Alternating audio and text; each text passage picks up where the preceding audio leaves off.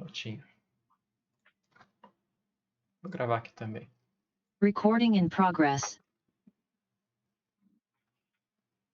Boa tarde a todos. Estamos começando aqui mais um dia de estudo do Revolução Espírita. Nós estamos na página 70, no item 1.82, retomando a última reunião que tivemos. E eu vou começar lendo. 1.8.2, visões ingênuas e equivocadas. No entanto, o método de Kardec tem sido mal compreendido por uma visão ingênua de ciência. Será que é melhor a gente ler a partezinha do final do anterior? Que ele Eu fala acho o que seria método, legal. não precisa? Seria legal essa Então, coerência interna aqui, né? Então, eu vou começar na página 68, que ele fala, começando assim, a reencarnação. Porque aí eu acho que ele vai com esse... o que vocês acham? Não achei. Não voltou muito? Então, vou por o portanto, ó. A partir do portanto. Na página 69, ok? Então, vamos lá.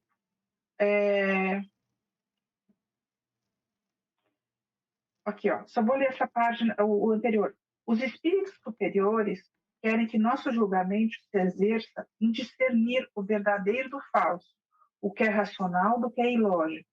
É por isso que não aceitamos jamais nada de olhos fechados. Isso é da Revista Espírita de 62. Portanto, a teoria espírita tem origem no ensinamento dos espíritos superiores, transcritos em O Livro dos Espíritos, depois de cada um deles ter sido submetido à análise racional, crítica e isenta do critério de autoridade.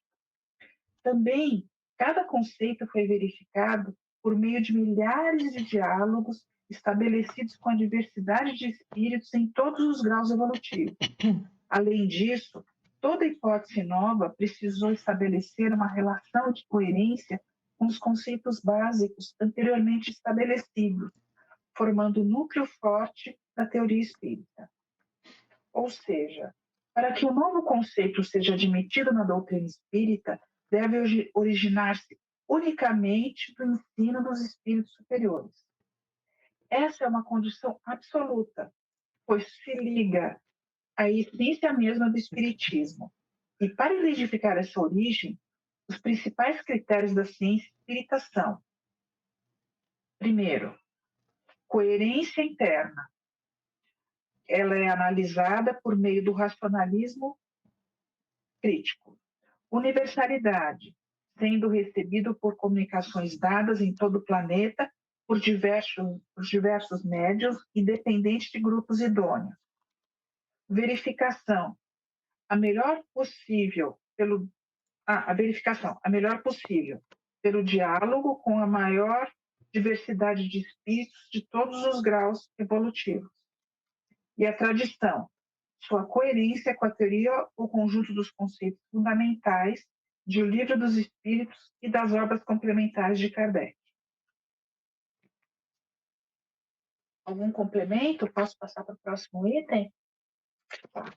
Aí agora a gente vai começar a leitura de hoje. 1.8.2, visões ingênuas e equivocadas. No entanto, o método de Kardec tem sido mal compreendido por uma visão ingênua de ciência. Imagina-se um grande gênio induzindo sua obra com exaustivas observações. Trata-se de uma falsa concepção. Na perspectiva contemporânea da ciência, entre aspas, o conhecimento científico tem uma natureza conjectural. Fecha aspas, Silva, 2006, página 7. O que será que é Silva? Não sei, a gente não sabe, né? Tem aqui. Ó, no seguinte, as observações são dependentes da teoria. O sentido é o inverso da visão ingênua. De posse de uma teoria e comunidade científica, testa sua validade diante das evidências, escolhendo-a por critérios como coerência, abrangência e simplicidade, dentre os inúmeros outros possíveis, para explicar os mesmos fenômenos. O cientista olha o mundo por sua teoria como quem utiliza óculos coloridos. Tudo o que vê está condicionado a ela. Quando ele aceita uma teoria nova, passa a ver tudo diferente, age como se trocasse a cor de suas lentes. Quando Kardec estudou as primeiras manifestações, abre aspas, a precisão das respostas e a correlação que notavam com as perguntas causaram espanto. O ser misterioso que assim respondia, interrogado sobre essa natureza, declarou que era espírito. Livro dos Espíritos, página 20. Fecha aspas. Ou seja, a hipótese de que se trata de espíritos se comunicando não foi proposta pelo professor, mas informada pelos próprios comunicantes. Abre aspas. Há aqui uma circunstância muito importante que se deve assinalar. É que ninguém imaginou os espíritos como meio de explicar o fenômeno. Foi o próprio fenômeno que revelou a palavra. Idem. Fecha aspas, idem, do Livro dos Espíritos. E então concluiu. Muitas vezes, em se tratando das ciências exatas, se formulam hipóteses para dar-se uma base ao raciocínio. Esse não é o caso. Idem, do Livro dos Espíritos. Por meio da ciência espírita, não se estuda os espíritos diretamente, nem tampouco o seu meio ambiente e os fatos do mundo espiritual. Nossa sensibilidade está limitada pelos sentidos orgânicos e a capacidade alcançável pelo instrumento que processa as impressões recebidas, nosso cérebro. Por sua natureza mais flexível, o sistema nervoso do médium processa informações lúcidas, percebidas por sua alma em estado de comunicação com espíritos, processo que mais à frente elucidaremos com mais profundidade. Essa manifestação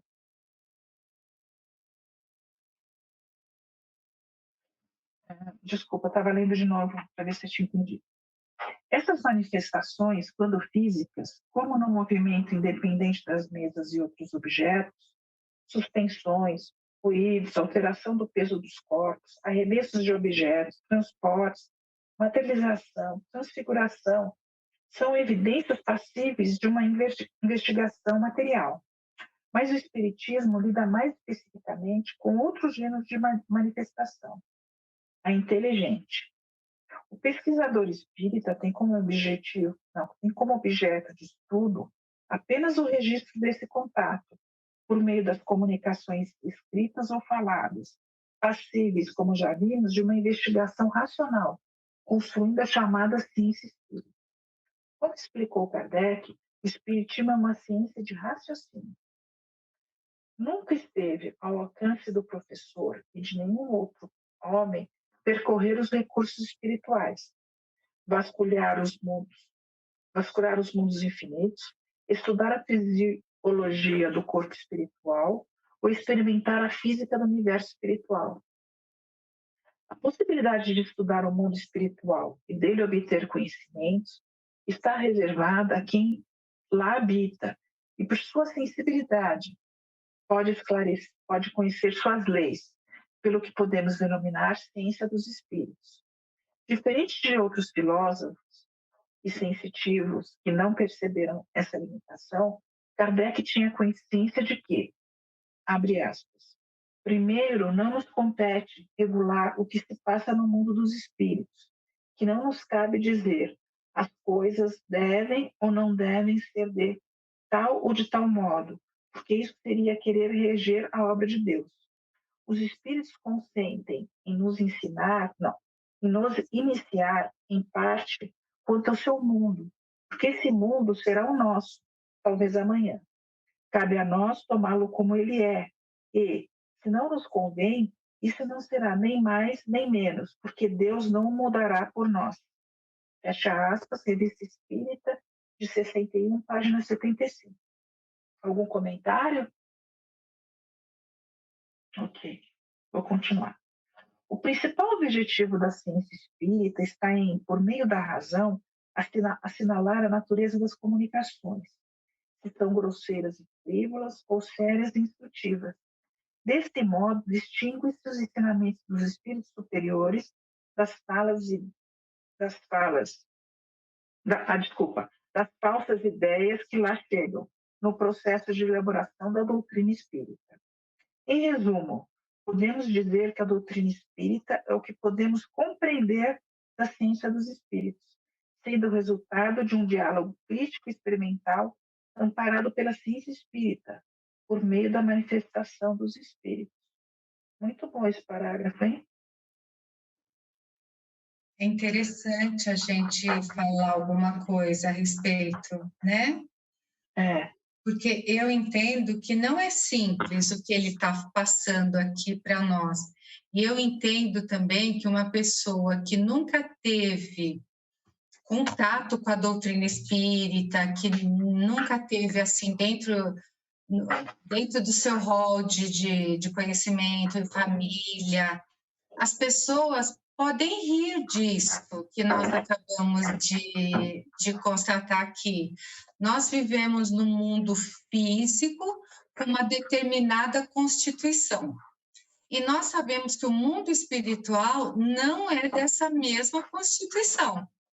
E nós não podemos, pelos nossos sentidos, né, conceber o mundo espiritual, nossos sentidos enquanto encarnados. Então, Kardec diz que quem tem que nos trazer conhecimento do mundo espiritual são os espíritos, são aqueles que lá estão. Portanto, o nosso papel aqui é descobrir as leis físicas deste planeta, deste plano, e receber informações dos espíritos. Não é bem, eu digo assim, não é bem complicado alguém aceitar isso? Se não aceita a continuidade da vida, como nós aceitamos a continuidade do espírito enquanto ele mesmo?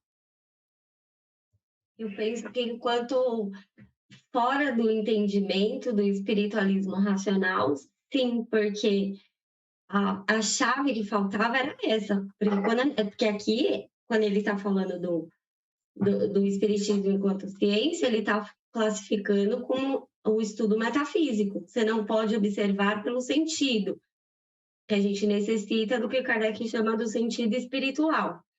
Mas você pode acompanhar pelo raciocínio. Pelo Pela raciocínio, aquilo que nos trazem também, né? A informação que nos traz. Mas você usou uma palavra aí, Marineuza, que é acreditar, né? Eu acho que aqui o Kardec está falando para a gente não acreditar, para a gente usar a inteligência para entender o que os espíritos estão falando. Então, não é acreditar que tem um espírito fazendo uma comunicação. É uma inteligência fazendo uma comunicação. Tá certo, é a palavra mais exata. Aceitar, né, Mariane, que existe ali, né? Mas assim, a ciência espírita, ela não aceita que existe, ela prova que existe, né? Não é aceito pela academia a prova espírita, né? O método de Kardec foi aceito na época, hoje não aceita. Então, hoje, se você falar na academia que o espiritismo é uma ciência, não é aceito. O método não corresponde. Mas aí os motivos são outros, né? Eles não aceitam por conta de uma contaminação, vamos falar assim, totalmente materialista, que a gente já sabe, né? Filosófica. Por conta do método que é usado hoje. Sim. Que não era o mesmo. Essa é uma briga que tem até na própria psicologia, porque a questão da alma, não se estuda a alma no sentido da imortalidade, igual se estudava na época de Kardec. Por exemplo, Birhan, ele não vai estudar a alma em si, ele vai estudar a alma como causa dos fenômenos psicológicos.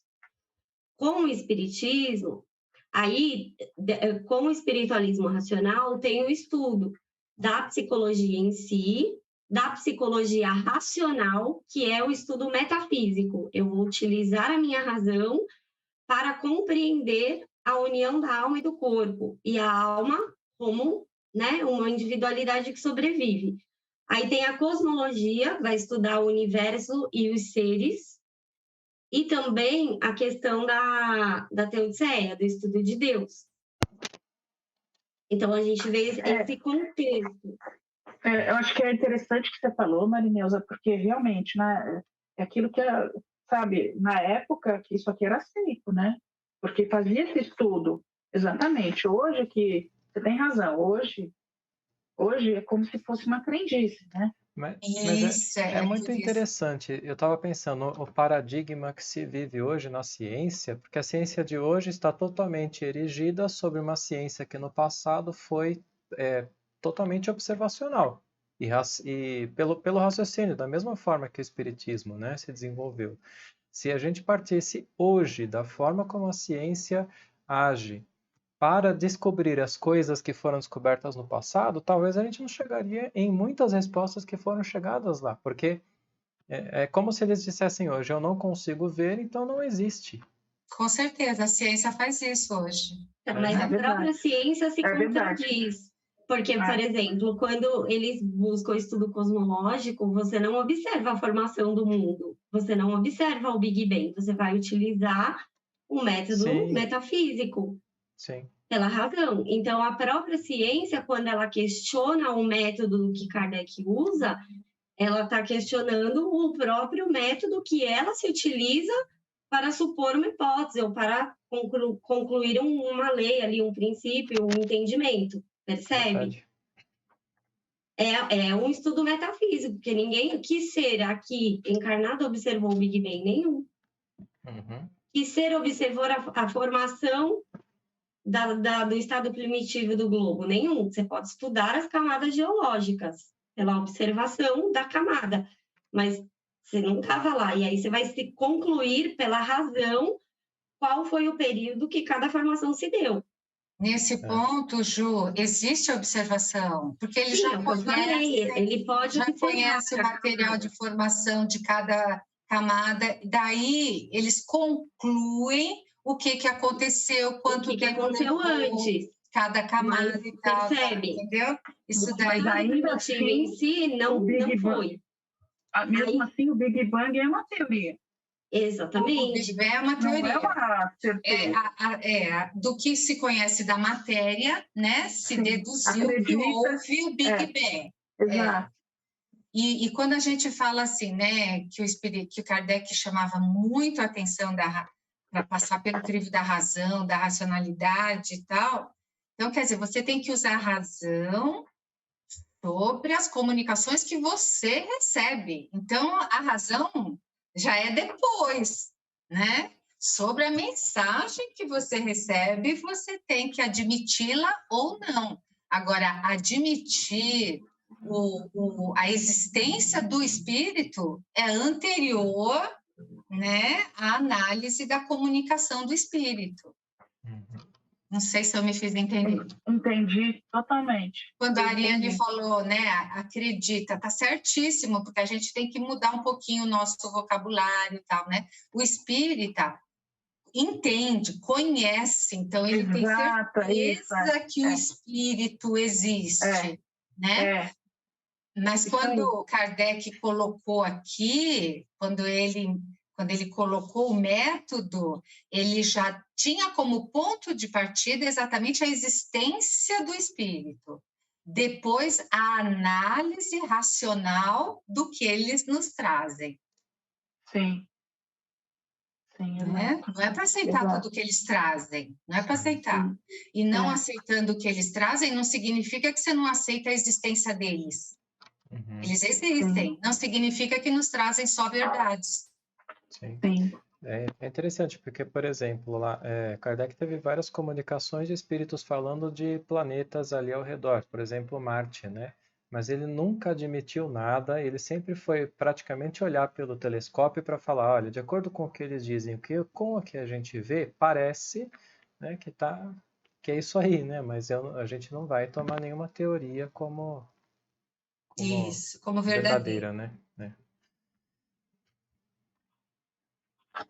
É interessante porque vocês estavam falando de ciência. Eu lembrei que eu li um livro aquele de Carl Sagan, que é Bilhões e Bilhões, e ele começa o livro falando assim, que ele tinha essa dúvida quando ele começou a pesquisar, aliás, ele morreu com a dúvida, o que era Deus, sabe? Ficava esse tipo de questionamento na cabeça dele, como é que ele vai explicar de onde que todo mundo veio e tal. Então, é uma dúvida, né, que os cientistas, a gente acha que eles não têm, mas eles têm, né? Tem, o homem procura isso.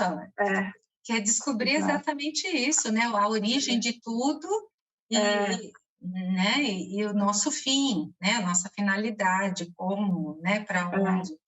E é importante a gente discutir isso mesmo, porque no resgate do espiritismo que a gente está trabalhando, que o Paulo trouxe, né, como proposta, é exatamente isso.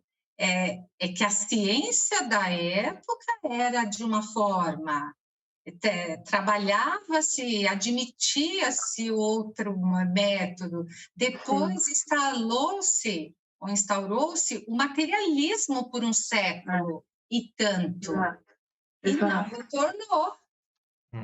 Né? E hoje a ciência não tem nada a ver com a ciência que foi na época do espiritismo implantado, do espiritualismo racional. Nada a ver. A metafísica começou como ciência. Hoje você fala para qualquer acadêmico, metafísica não é mais ciência, não é vista mais como ciência. Por quê? Porque o objeto de observação, porque não existe objeto de observação de forma sensível aos nossos sentidos. Exato. Né? E o que dizer da física quântica, gente? É que a gente consegue observar, a gente consegue ver o átomo, a gente não consegue ver o átomo, são apenas modelos, né? Então, a física quântica também, ela está aí trazendo, porque são modelos atômicos, ninguém nunca viu o átomo, não sabe como se comporta, são apenas experiências que se fazem, né?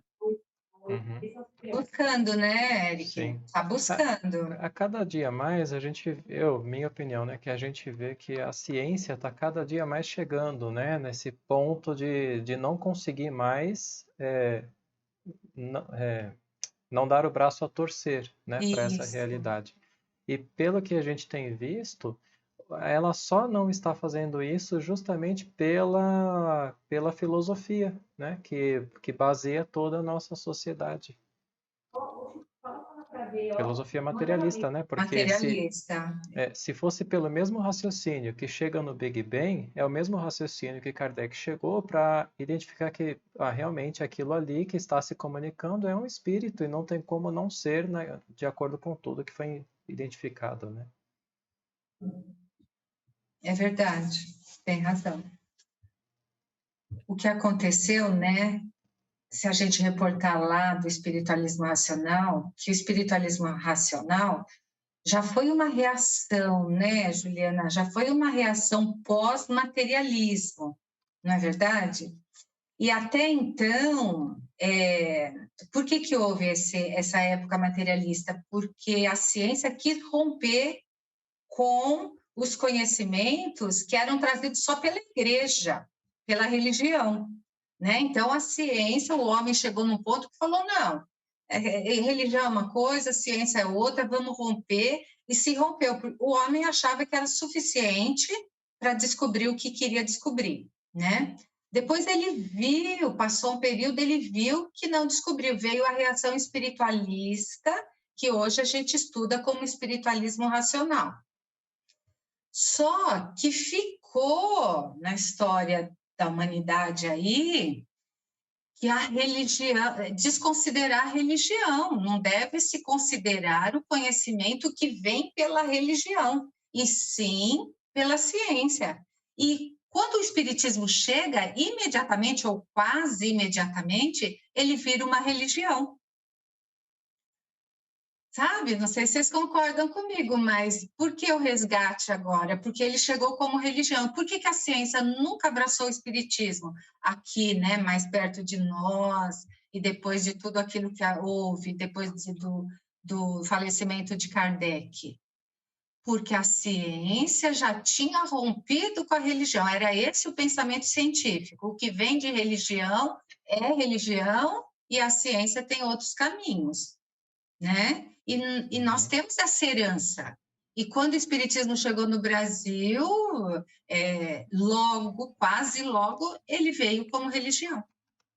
Eu penso que ele foi desviado, né, pelos estudos da autonomia. Ele veio e daí a pouco desviou-se como religião. Com a proposta original, né, pela Academia Deus, Cristo e Caridade. Isso, tem toda uma história aí do desvio, né? E aí isso foi desviado, tanto que a gente que está estudando de quinta-feira o estudo do espiritualismo, a gente vê o livro do Magalhães, e claramente precisa trazer que a gente estuda o para o silêncio que quer ser imposto à filosofia. A filosofia pode ser estudada nos colégios, desde que ela não se ocupe da ordem social das coisas.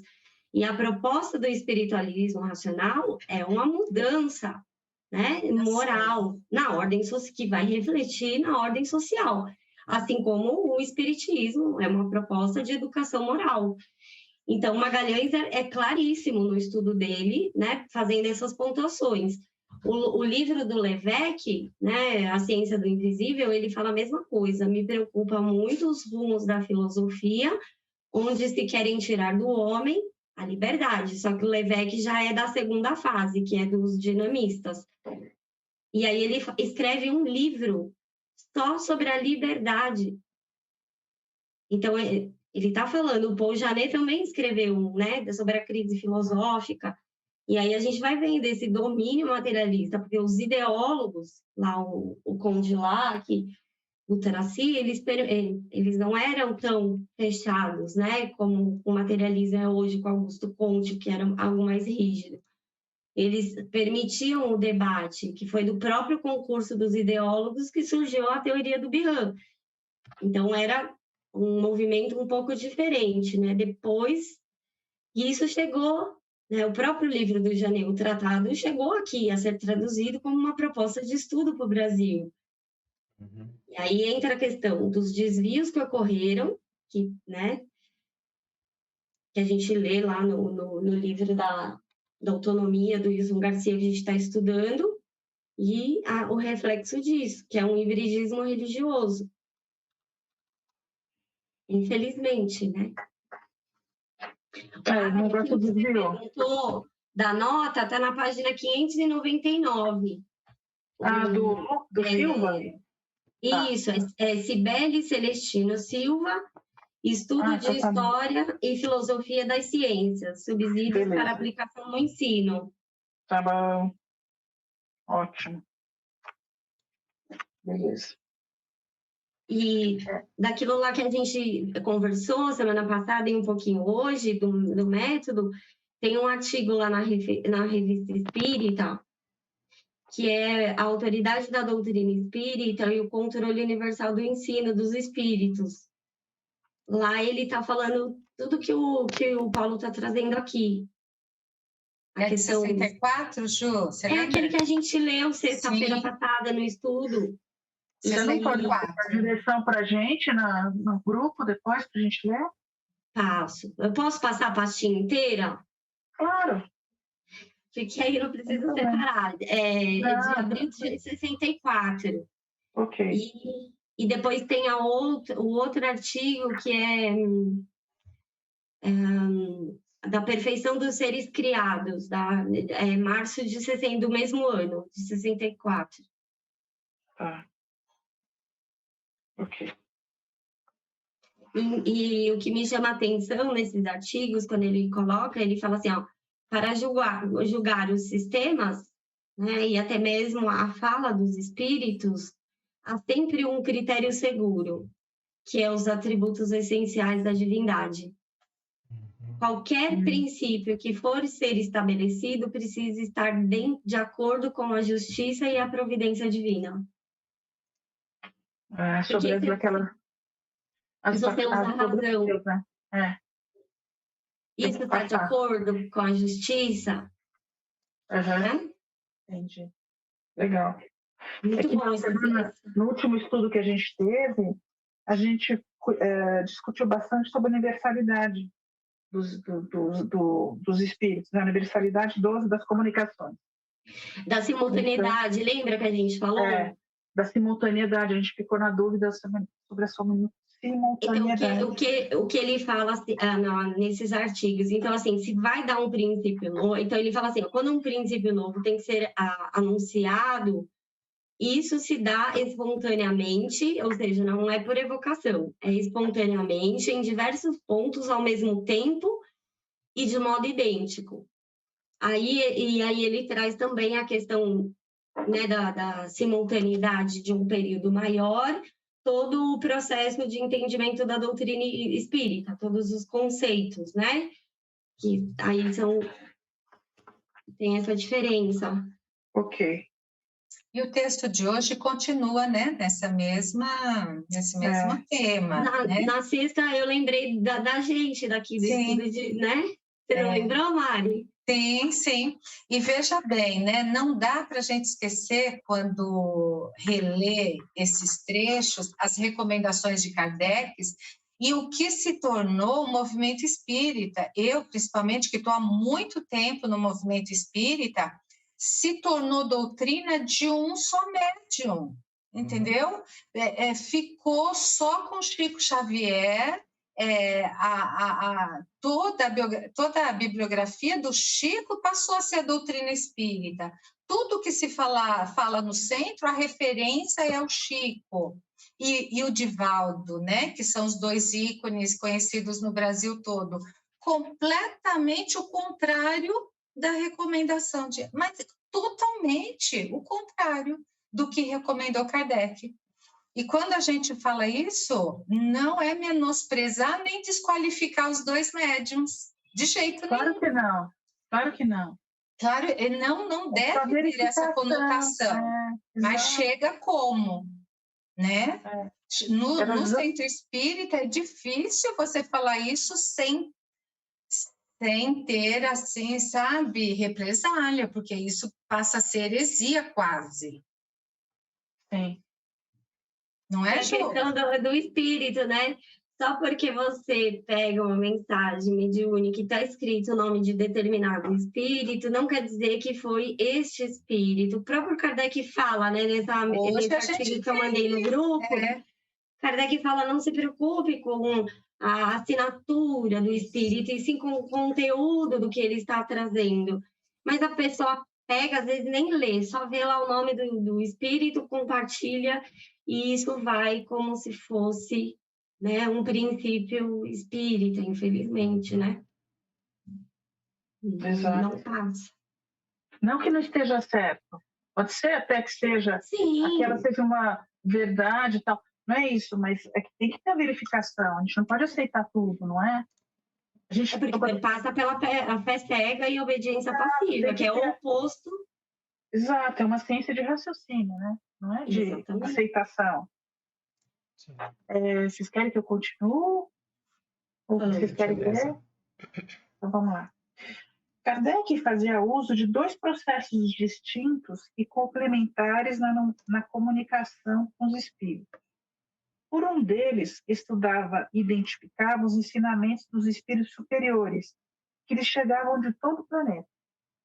Por outro, diante dos conceitos propostos, ele e outros grupos, estimulados pelo tema, faziam evocações estabelecendo centenas de diálogos com espíritos das mais diferentes classes e graus evolutivos, perguntando sobre seu estado errante, sua condição moral e material, suas vidas passadas, o ambiente que se encontravam. Diversos artigos eram então publicados na Revista Espírita, difundindo os resultados e permitindo a participação dos centros distantes na pesquisa. Depois, com o tema já bem explorado e compreendido, era possível estabelecer conclusões e definições mais exatas em diálogos com os bons espíritos orientadores da sociedade. Só então as teorias solidamente estabelecidas foram publicadas nos diversos livros de Kardec. Mesmo quando escrevia suas obras ou debatia com outros espíritas ou visitantes, ainda aí eram inspirados pelos espíritos que conduziam o espiritismo. Vejamos o relato de um espírito simples, mas observador. Em 1859, um amigo de Kardec estabeleceu uma série de conversas com o espírito de um falecido conhecido de infância, de nome Pierre Le Flournoy. Alguns dias depois, estabeleceu o seguinte diálogo: falei de ti com o Sr. Kardec, Comuniquei-lhe nossas conversas e ele ficou muito contente. Deseja-se comunicar-se contigo. O espírito respondeu: já o sei, eu estive na casa dele. Quem te conduziu até lá? Teu pensamento. Aí responde o espírito: teu pensamento. Voltei aqui depois daquele dia. Vi que querias falar-lhe a meu respeito. Pensei comigo mesmo: vou lá primeiro. Provavelmente encontrarei algum material de observação. E, quem sabe, uma oportunidade de ser útil. Aí a outra fala: conte-nos a sua visita ao Sr. Kardec. Aí ele responde: fui à sua casa anteontem à noite. Estava ocupado escrevendo em seu escritório. Trabalhava numa obra que era Trabalhava numa obra que prepara. Ele cuida bem de nós, pobres espíritos. Se não nos conhecerem, não será por culpa dele. Entre parênteses, a obra que ele escrevia era o que é Espiritismo. Ele estava só. Foi uma pergunta, é isso? Aqui não... Ele estava só? Pergunta o interrogador. Sim, só sim. Quer dizer que não havia ninguém com ele, mas havia ao seu redor uma vintena de espíritos que murmuravam acima de sua cabeça. Ele os ouvia-os, se bem que olhasse por todos os lados para ver de onde vinha esse ruído, para ver se não eram milhares de moscas. Depois abriu a janela para ver se não seria o vento ou a chuva. Aí, entre aspas, Kardec depois confirmou que o fato se deu exatamente como foi relatado. Aí continua a conversa. Entre todos esses espíritos, reconheceste algum? Aí a resposta: não são os de meu círculo de convívio. Eu temia parecer um intruso, então me pus a um canto a fim de observar.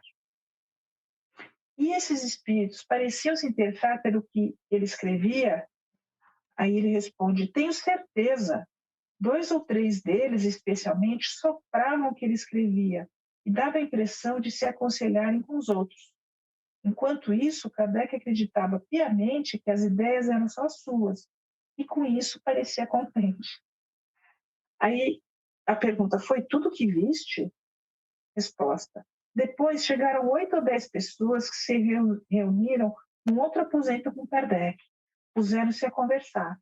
Faziam perguntas às quais ele respondia e explicava. Conheces as pessoas que estavam lá? Não.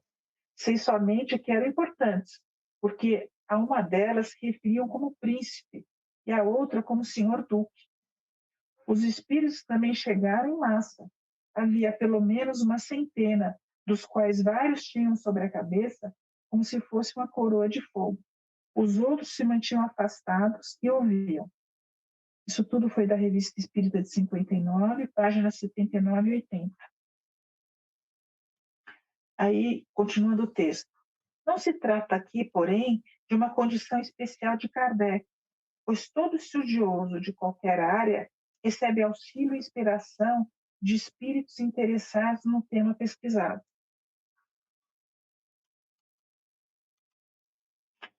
Aí agora outro item. 1.8.3. Jamais me dei por profeta ou Messias. Não adianta percorrer. Vocês querem comentar alguma coisa? A gente está passando para... Oi, Marisa, boa tarde. Tudo bom? Você está conseguindo acompanhar, Marisa? A gente está na página 73. Agora vamos começar o item 1.8.3. Você está sem o microfone aberto. Estou sim, boa tarde, gente. Desculpe o atraso, estava atrapalhada. Estou acompanhando sim, a Juju me passou a página. Então tá bom. Obrigada, Ariane. Imagina. Achei muito legal esse diálogo aqui de Kardec com o espírito. Você quer continuar, Mari, lendo? Você que sabe, Ariane. Posso continuar, sim. Posso. Agradeço. Sim. Parece que a gente se transporta, né, até o trabalho dele, parece que a gente avalia como era, né? E com a experiência que a gente tem, toda vez que a gente se dedica a um trabalho, que a gente pesquisa a respeito, parece que as coisas vão surgindo com maior facilidade, né? As ideias vão se encaixando uma com a outra, que a gente vai fazendo. A dedicação em qualquer assunto que a gente se coloca, ela tem resultados bem positivos. E nós não estamos sozinhos, com certeza, quando trabalhamos nesse sentido. Qualquer que seja o campo de trabalho, né? A pesquisa. É claro, desde que seja, né, útil, uma finalidade útil, né? Os espíritos estão sempre auxiliando. Lembrei do Paulo, né? Do servir, do aprender e do incluir, né? Não tem como, né?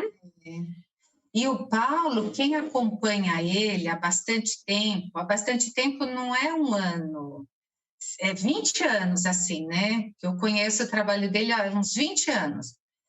Você percebe, mesmo que ele fala, tem coisa que ele fala que a gente não acredita, no sentido, olha isso aqui, gente, que eu descobri, ele fala isso, né? Mas eu entendo que ele já sabia fazia tempo, muita coisa que ele fala. Mas quem acompanha ele foi vendo que ele não previu todo esse desfecho do trabalho dele. Quando ele escreveu o Mesmer, ele não sabia, né, de muita coisa, né? Ele mesmo diz... que o conheceu, né? Isso, a partir daí deslanchou, assim, sabe? Um trabalho que não estava dentro dos planos dele, eu tenho certeza. Né? Não sei se ele confirma isso, mas talvez não do consciente, mas do plano espiritual. Já estava, né? Eu penso que sim, né? É verdade. Porque às vezes a gente vê ele esbarrando, né, não trazendo o desenvolvimento daquela ideia, mas ele traz a ideia no livro, né? Quando ele conta a história de que ele foi escrever o Mesmer, é porque ele tinha muitas questões que ele não tinha resposta dentro da doutrina espírita, né? Porque ele já é de família, já assim, e com todo aquele meio que ele tinha, que eram de pessoas, né, muito esclarecidas, mesmo assim ele não tinha respostas. Então, a pesquisa do Mesmer foi para encontrar respostas. E olha o trabalho que foi surgindo após o Mesmer, não é? Exato. Eclode, né? Eclodiu, né? O trabalho dele. Nossa. Eu fico encantada com esse trabalho todo. Eu também. Muito. Encantada e assim, a gente sente eu tenho certeza que é um sentimento de todos nós, de um profundo reconhecimento e respeito pelo trabalho, né? Pela dedicação, são 25 anos de pesquisa. Então, quando ele passa esses conceitos que fazem a gente pensar, repensar, refletir, né? Só rapidamente, eu estava estudando hoje de manhã com uma amiga minha, e logo cedinho, né, lá no livro do Reale, a filosofia, e quando a gente está no Empédocles, que é um dos filósofos também pré-socráticos, ele tem um poema chamado Karma Ilustral, que, olha só que coisa, né? Intuitivamente eu falei, gozado, Cláudio, alguma coisa me diz que esse poema fala sobre o karma, é intuitivo, batata, né? Já naquela época é um poema que ele se baseou nos Órficos, onde eles falam da roda das encarnações e da culpa e castigo e da reencarnação como expiação. Gente, olha só, é antes de Índia, de tudo ainda. Como é que pode, né? Esse conceito de culpa, castigo, de degradação da alma, vem reencarnar como castigo, sabe? Muito isso é antigo, isso é antigo. Muito antigo. E o Espiritismo, ele veio com uma proposta de renovação, né? Mas ele acabou sendo a mesma coisa, tipo assim, olha, você está sofrendo isso porque na outra você fez tal coisa, ou pode ter feito tal coisa, ou então aguenta aí essa agora, para você não ter que passar. Quer dizer, tudo distorcido dos princípios de Kardec, né? A fala foi outra, mas o fundo ficou nas velhas crenças mesmo, né? Porque você vê todo esse estudo de metafísica, ontologia que a gente está fazendo de terça, o fundo está aqui, ó, na parte 3. Em Busca do Conhecimento Metafísico, Platão e a Planície da Verdade, Os Três Períodos do Conhecimento, A Metafísica de Aristóteles, Deus e a Realidade, para Aristóteles, né? E ainda aqui ele coloca lá na 324 isso que a gente estava debatendo.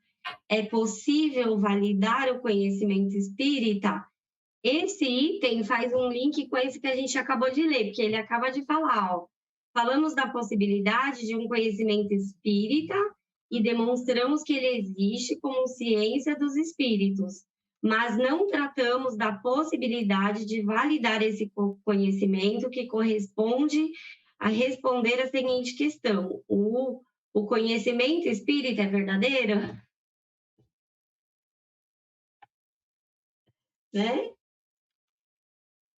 Isso aí. E olha, né, aqui no comecinho ele faz a ponte com isso lá mais para o meio, né, do livro. Sim. 1.8.3 Jamais me dei por profeta ou Messias. Não adianta percorrer a biografia intelectual de Rivaio em busca de uma antecipação da doutrina espírita, como é válido fazer com Galileu, Newton, Kant, Einstein, entre outros revolucionários do conhecimento. Ela não foi um sistema nascido da evolução de ideias anteriormente concebidas. Estas obras contêm o que aprendi e não o que criei. Ora, o que aprendi, outros podem aprendê-lo como eu, mas como eu, lhes é preciso trabalhar. Somente lhes poupei a dificuldade dos primeiros trabalhos e das primeiras pesquisas. Revista Espírita de 62. O que é importante reconhecer na vida pregressa de Rivaio é a formação de sua capacidade racional e crítica como cientista. A postura autônoma de quem reconhece a importância e o valor da liberdade. E o caráter humanista de quem coloca a igualdade e a fraternidade como ideias de uma era nova. Sem dúvida, se chegará à conclusão de estarmos diante de um bem-sucedido revolucionário iluminista, ou do esclarecimento, que melhor define o movimento. Se uma visão ingênua de ciência leva a equívocos, também erra quem imagina as obras de Kardec como proféticas, comparando-as com a Bíblia ou o Alcorão. Temos estudado e dado ao público o fruto de nossas pesquisas, sem atribuir ao nosso trabalho outro valor que o de uma obra filosoficamente deduzida da observação e da experiência, sem jamais nos termos colocado como chefe de doutrina. Revista 67. Caso fosse uma obra messiânica, cada linha de seus livros iria merecer uma análise teológica, pretendida como verdade divina. Nota lá embaixo. Quando uma obra é tida como verdade revelada, logo surgem teólogos supostamente inspirados pela verdade. Para se entenderem, formam um clero. Depois, medindo forças, estabelecem uma hierarquia. Por fim, a ambição e o orgulho conduzem à nomeação de um chefe. Está formada mais uma seita. Vocês me interrompam, tá? Quando quiser falar. Qual a diferença, por lei, né? Ou não? Como toda religião positiva ambiciona ter a posse da verdade, Se o Espiritismo também tivesse esse propósito, seria só mais uma seita concorrente e promotora da divisão. Nota: religião positiva é aquela que se reduz a um conjunto de dogmas e ritos aceitos e mantidos pela autoridade de uma tradição ou por uma igreja institucionalizada, em oposição à religião natural. Qual a diferença fundamental entre a Bíblia, considerada como obra profética, e os livros de Kardec? A Bíblia, em tese, reúne comunicações recebidas por médiuns como Moisés e Elias, reescritas e compiladas por inúmeras gerações, nem sempre fielmente, mas cujo conteúdo foi aceito por superstição e ignorância, como revelação divina inquestionável, confiando-se na autoridade do profeta como intermediário direto de Deus. Esse tipo de aceitação é a fé irracional ou a fé cega. Não sendo chefe, Kardec não evoca para si o critério de autoridade, deixando a cada um o exame racional da doutrina. Muito menos seria um revelador consagrado. Em tudo isto, fizemos o que outros teriam podido fazer como nós. É por isso que jamais tivemos a pretensão de nos crer profeta ou Messias, e ainda menos de nos dar por tal. Revista 67. Fica assim afastada do espiritismo qualquer pretensão de seita sacramental ou de agregação formal. Kardec não se afirma criador, chefe, profeta ou Messias. Segundo ele, o nome espiritismo foi dado a uma ciência ou doutrina moral e filosófica constituída pelas instruções dadas pelos espíritos de categoria elevada sobre todos os assuntos que interessam à humanidade, as respostas que eles deram às questões que lhes foram propostas, recolhidas e coordenadas com cuidado.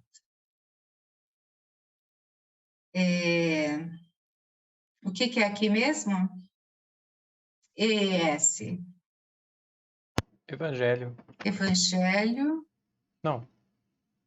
Não é evangelho, não. É ESE o evangelho. Me fugiu agora, se é que eu sei. Não trouxe o espiritismo novas verdades, como diz o ditado. Só um minutinho. Está errado, porque não tem ES. Está errado, deve ser evangelho. Deve ser ESE. Tá. Eles inverteram as letras. A sigla, né? Inverteram a sigla. Tá. Não trouxe o espiritismo novas verdades, como diz o ditado, nada de novo debaixo do sol. Ele não é uma descoberta nova, pois os fatos e princípios dos quais se constitui estão presentes na história cultural da humanidade, pois encontramos seus vestígios nas crenças de todos os povos, em todas as religiões, na maior parte dos escritores sagrados e profanos. A grande novidade que o Espiritismo estabelece está em que, no passado, os fatos não completamente observados foram muitas vezes interpretados segundo as ideias supersticiosas da ignorância e não foram deduzidas todas as suas consequências. Revista 59, de 1859, página 135. Mari, Oi. Mari e todos, né? Quando a gente lê isso, quando eu digo a gente, eu, né, gente? Eu sempre digo assim, é o meu sentimento, né? Porque as pessoas podem ter outros, né? Quando eu leio isso mais uma vez, eu percebo que nós nunca estudamos o Espiritismo como uma ciência filosófica. Nós sempre lemos, não é nem estudamos o Espiritismo como uma religião. Com Então, certeza, Maria. Quando ele diz aqui, né? Não tem seita, não é seita, não tem... Ele fica assim afastado do Espiritismo, qualquer pretensão de seita, sacramental ou de agregação formal. Então, quando eu estava ouvindo você ler, Maria, estava falando, como é que pode, né? Como nós ficamos tantos anos assim, enviesados, né? Primeiro que eu acho que a gente talvez não exercitasse esse pensamento filosófico, né? Essa análise crítica, entender. A gente realmente lia como religião mesmo. Religião. A gente não entrava no mérito, né? De tudo isso que Kardec está dizendo. É impressionante, é impressionante. E a gente vê a diferença disso agora, né, Mari? Eu me sinto assim, sabe? Às vezes eu sou cruel comigo, eu me sinto burra às vezes. Porque estava tudo escrito aqui. Você pode ver nesse texto do Paulo que ele coloca entre aspas, e o que ele coloca entre aspas que não é dele, não é o texto dele, está tudo na revista, está tudo nas obras de Kardec. Né? E essa questão da nossa análise filosófica mesmo, eu não tinha essa formação, não tinha, sabe? E depois coincidiu que um filho meu foi fazer filosofia. E o meu filho não aceitou o espiritismo desde a adolescência. Porque ele falava, mãe, é uma religião como outra qualquer. Nossa, mas ele me feriu tanto porque eu achava tão bonito o espiritismo e meu filho falava, mãe, você não sai da religião. Você percebe que hoje eu percebo tudo o que ele percebeu antes de mim? Não é? Ô, Mari, eu estava assistindo ontem, né, uma live e a gente fica, mais uma vez, a gente e eu, né? Sim, eu entendo que eu faço isso também. Fico envergonhada, porque Kardec, lá no Livro dos Médiuns, né, no capítulo, acho que 3 do Método, ele, quando orienta os iniciantes do Espiritismo, ele diz assim, livros a serem para os iniciantes, o que é o Espiritismo, Livro dos Espíritos, Livro dos Médiuns e Revista Espírita, detalhe, que completa as obras, tarará, tarará. Quando que a gente foi começar a ler Revista Espírita? Quer dizer, como é que a gente... E olha que toda a casa espírita, eu falo isso pela que eu trabalhava, tinha estudo do Livro dos Médiuns, estudo do Livro dos Espíritos. E está lá escrito, ele orientando, e Revista Espírita, que completa o estudo das obras.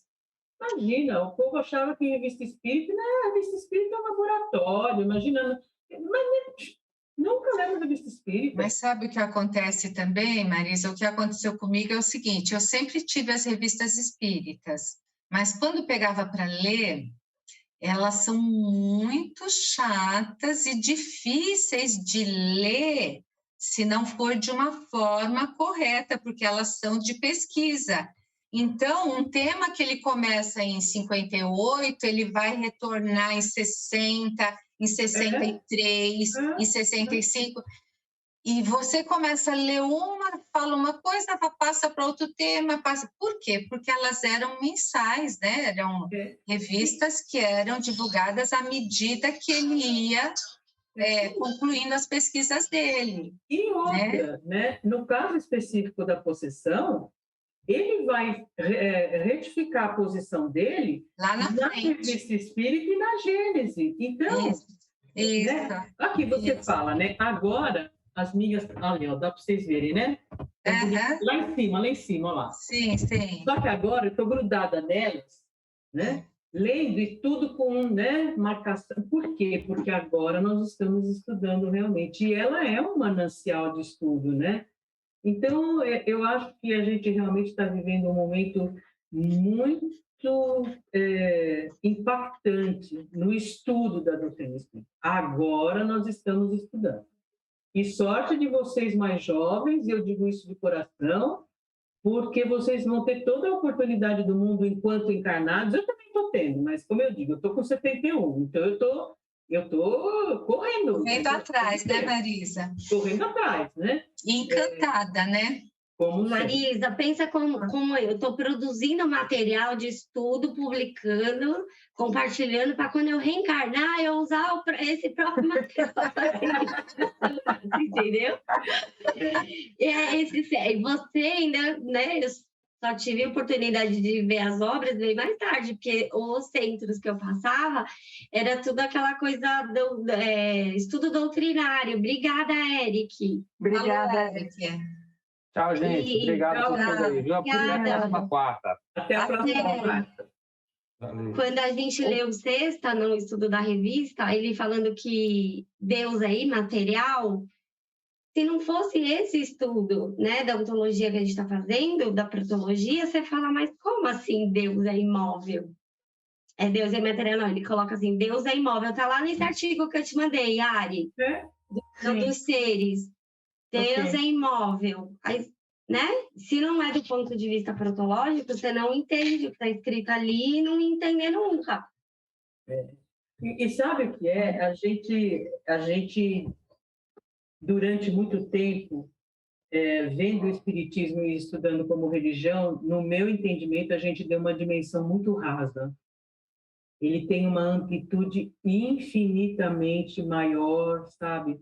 A própria conotação da espiritualidade que nós entendemos, porque até então a gente e até hoje eu vejo às vezes, né, mensagens espirituais, e Kardec fala isso como se a gente estivesse na cozinha de casa, sabe assim? Mensagens coloquiais, olha, um abraço para não sei quem, um beijo pra... Gente, pelo amor de Deus, a espiritualidade não é nada disso, né? As mensagens sempre vêm com um cunho instrutivo, elucidativo, e Kardec fala, mesmo em grupos pequenos, familiares, né? E eu lembro disso, porque quando a gente começou na cozinha da casa da minha prima, o grupo que hoje chama-se Paz e Amor em Jesus, lá no Tatuapé, esse grupo começou na cozinha da casa da minha prima, né? Meu pai, minha mãe, eu, meu irmão, o Reinaldo Leite, né? E aí isso foi... E mais um casal de primos meus, isso foi crescendo, bom, enfim. E aí hoje se tornou lá o Paz e Amor em Jesus, lá no Tatuapé. E eu não me lembro nunca de ter vindo uma mensagem, né? Tipo, olha, manda um abraço para não sei quem, um beijo para não sei quem. Eram mensagens, assim, muito instrutivas, de muita reflexão, sabe? Então, todo esse viés que nós tivemos, né, durante anos, e Kardec fala isso muito na formação de grupos espíritas, no próprio Livro dos Médiuns, na natureza das mensagens, né? Então, houve virou uma coisa muito de senso comum, sabe? Como se fosse coleguinha de classe conversando, né? Eu acho, Marisa, só para completar o que você falou, assim, o Kardec, ele foge da religião. Tudo que ele fala não é religião, não é religião, o tempo inteiro ele fala.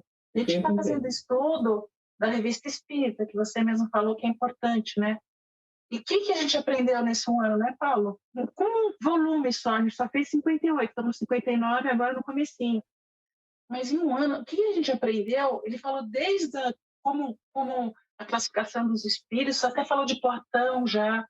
Pois é. Já falou de estar estudando... E a gente vai vendo o raciocínio dele evoluindo, porque no segundo artigo de 50, segundo mês de 58, ele já tem um outro entendimento lá no final, sabe? É muito interessante, né, Paulo? A gente está vendo a evolução, assim.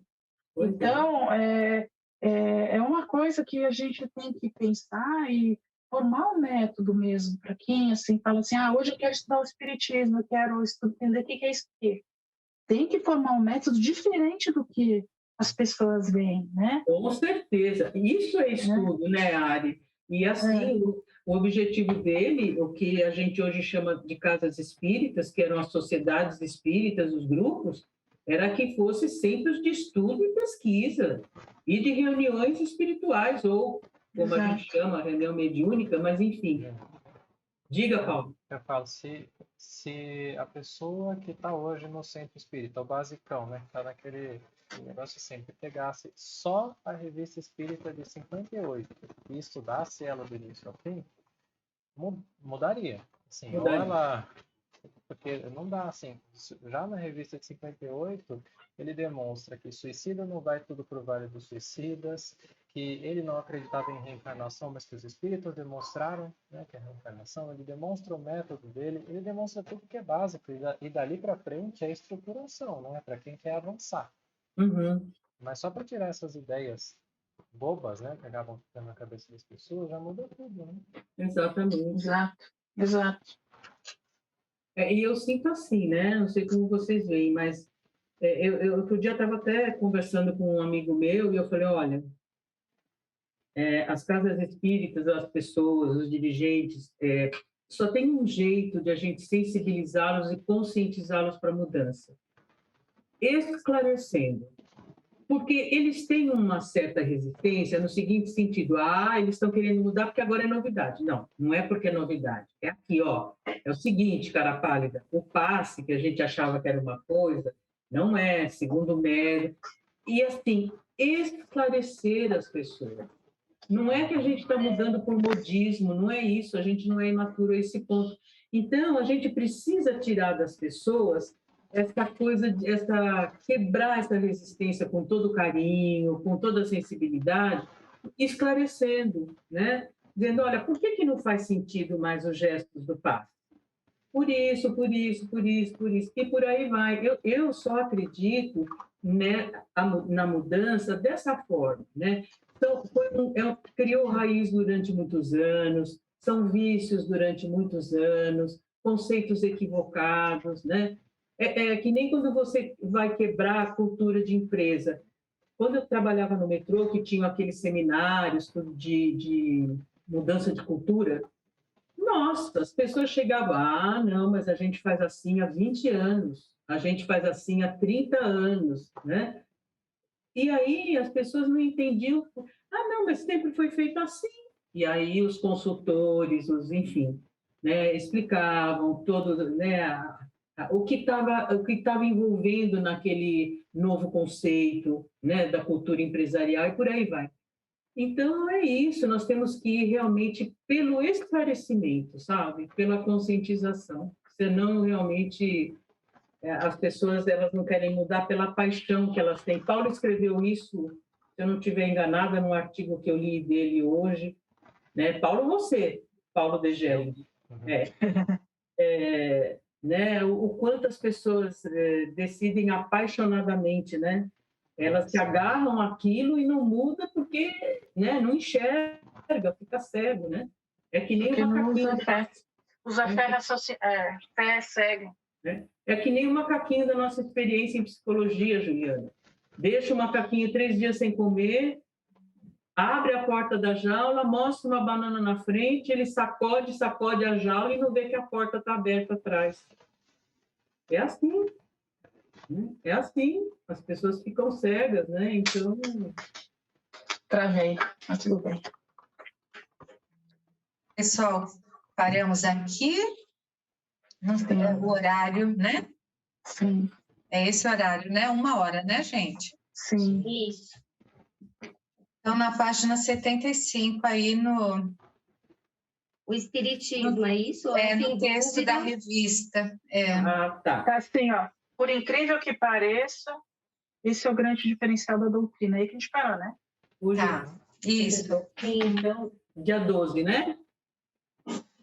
A gente vai fazendo no feriado? Feriado, né?